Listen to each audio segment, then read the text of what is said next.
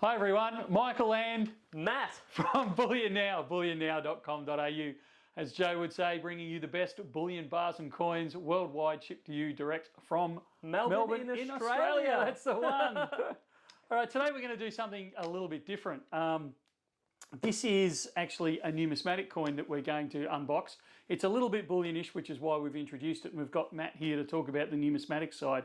But we get a lot of comments about a lot of the numismatics that are in the background here, and why don't we talk more about those and that sort of stuff. The reason we don't talk about them as a rule is because Bullion Now doesn't overly deal in numismatics. It's more a bullion company, but our sister company, Little Coin Shop, does. So we thought we'd drag over this one in particular today to have a look at because it's a little special. Wonderful. And we'll go from there. All right. Just as Michael does the opening, I have no idea what we're looking at. So he's, roped me into... I have. Help give a rundown on this mystery. So are modern numismatics worth collecting? They can be in some instances. At the end of the day, for me, it comes down to if I'm interested in the subject matter. And if it grabs me, I'm in. I don't really factor in the price in the bullion sense, where I'm always looking for my bang for my buck kind of product. Yep. If something speaks to me, you go for it. Price goes out the door. So is that wise? It's probably not the wisest in terms of, if you're looking at putting together a portfolio. I refer to it as my collection. So that's my hobby. Whereas when I'm doing my sort of stacking, there is a different motive in that process. Yeah, okay. I'm trying to work out which way around this goes.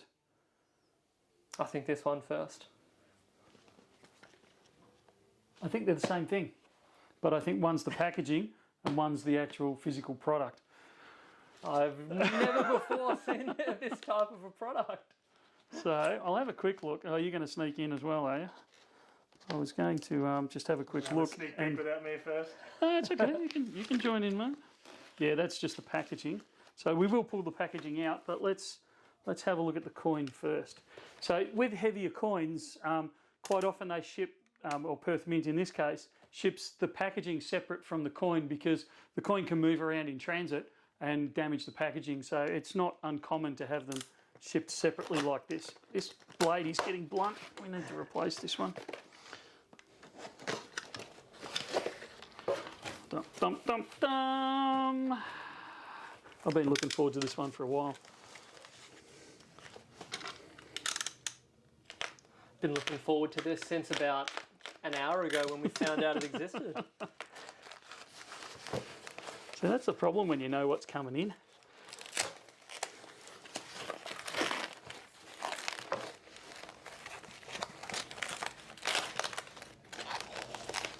Yes. Oh, you're joking. She's pretty beautiful. So it's a 2 kilo silver coin. If I'm not mistaken, that looks like an antiqued finish. It is. What's an antiqued finish? Well, technically, the way I would describe them to people is it's something you can actually hold without destroying the finish on it. But it's I believe, I might be mistaken, but I think the Perth Mint may have started this sort of craze. Yeah. It's a different type of finish on the coin. It's one that's a bit more like excuse the pun, a bit more of a matte finish. So have a look at that. So this is a 2 kilo, you can see written on the bottom there, 2021 2 kilo 49 silver, and it's a celebration of the Great Barrier Reef. So you can see the turtle there with all the various other things, reefy things around it. But the detail they've got into it, the weight in it, and the lump of perspex around it just makes a fantastic presentation. And we'll actually have this displayed in the shop if you happen to be going past. And just the detail in, I'm sounding quite rude of our monarch, but even just the way they've got the wrinkles, the smile lines around the eyes are just stunning. Yeah. And that antique finish, which gives you this, I don't know, what do you call this, the darkening in between. Yeah, It really brings the detail it's almost like right like that intaglio style you see on the old stamps. Like it creates a kind of an extra layer of depth. Yeah, and it doesn't. I'm just noticing now. It doesn't have, well, obviously because it has that antique finish, it's not covered at all. So this is completely, that packaging, or maybe there's extra to come in the other box. There is extra packaging in the box. box. I actually quite like it like that, having it exposed and quite visible. You don't get any glare from any extra perspex. That's why I grabbed the gloves. But even the convex scoop, if you like, out of the coin. Yeah. And they've brought the Queen. Sorry, which way? Lift it up just flat so I can see that way.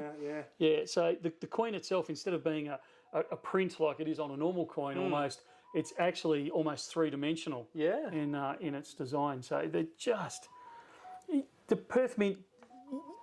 We say a lot of things about the Perth Mint. Yeah. Some of their numismatic designs and techniques and finishes are just world class, like world beating. It just looks brilliant. So another glance at the other side, and then we might put it down and grab the packaging out. I had no idea this was coming out. Maybe I don't check the product release schedules as much as I should, but is this going to be a general series as well, or is this a one-off large No, I believe at this stage it's the only one, but I believe it's going to be part of a series. So, but it's the first in the series. Wow, I wouldn't be shocked if demand picked up to a point where they did end up coming out with a series like that. That's incredible. It's just, it really is beautiful. And then the box, I shouldn't have committed to opening this.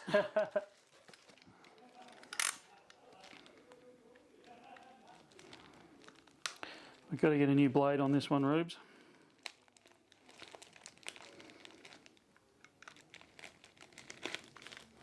Got told off the other day for cutting towards myself by an ex-carpet layer. I think he's a little cranky with how I...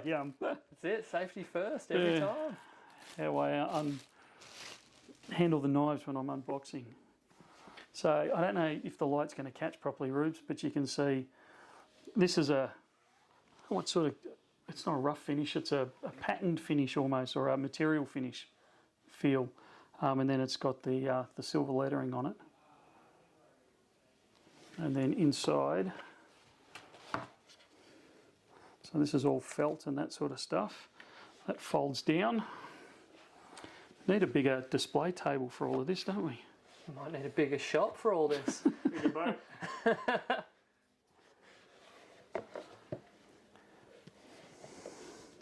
The detail and the attention they put into... Yeah, thanks, mate. That they put into their more expensive coins.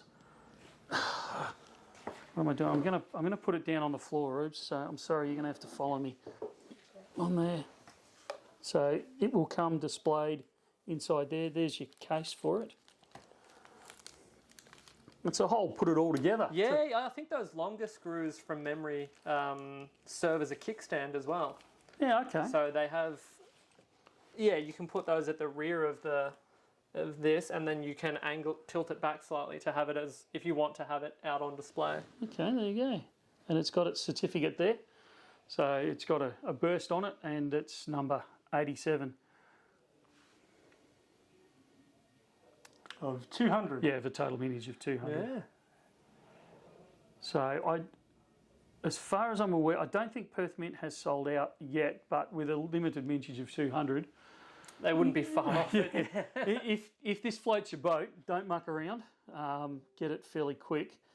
You can call us to order it, even though it's actually sold by Little Coin Shop. It'll be on their website as well, which is littlecoinshop.com.au.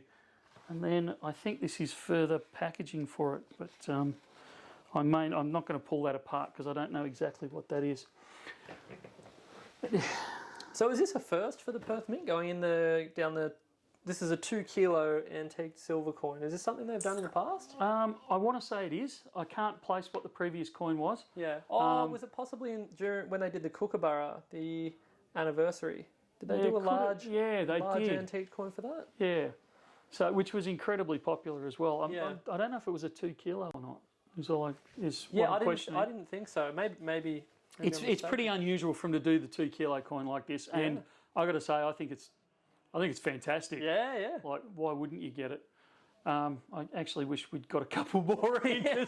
I can see one of these joining my collection, unfortunately. Yeah. But yeah, so that's for sale. That's the type of numismatic stuff that you can get where it starts to become, it's 2 kilos of silver, and you're going to pay quite a premium over 2 1 kilo bars. You certainly are. But I mean, look at it. It's amazing detail. If you've ever, you know, I've been to the Great Barrier Reef and had a swim there, and it was incredible. So something like that, I don't know, it has a bit more, a slightly deeper connection for some people, I think, which is often the case with the collectible stuff. Now, the question is, do you think this will increase in value over time? I would be shocked if it did not. Yeah, I agree. I think given the level of artistry and the theme that they've gone with, that has not only a domestic appeal, but I wouldn't be shocked if worldwide that had a fair amount of demand attached to it. Yeah, no, I totally agree. And the limited numbers of 200, which, you know, 200 sounds like a lot until you think, well, that's 200 worldwide. Yeah. And you look at how many tourists, not currently for obvious reasons, but how many tourists come in purely for the Great Barrier Reef and see these sort of things. And that's, numismatically, that's where the demand is generated. Not just tourists, but it's people that want a memento. It's people that want to collect. It's people that love that design, so I'm going to chase it. And you're right, with it being a Great Barrier Reef, with it being like that unusual design of a coin, one of the first that's kind of designed like that. Yeah.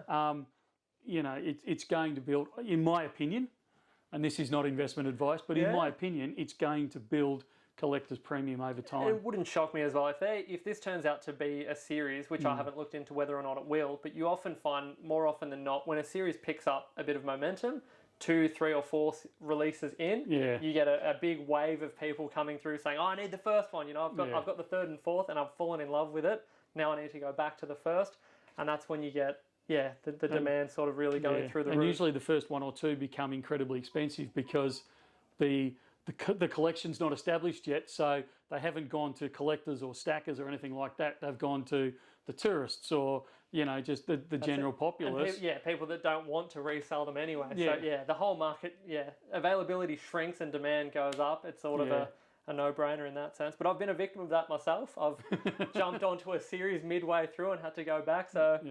Yeah, it can be a tricky one. All right. That's it for now. We just thought we'd highlight, and we'll do this occasionally. We'll pull out some of the more special numismatic type things and we'll just display them.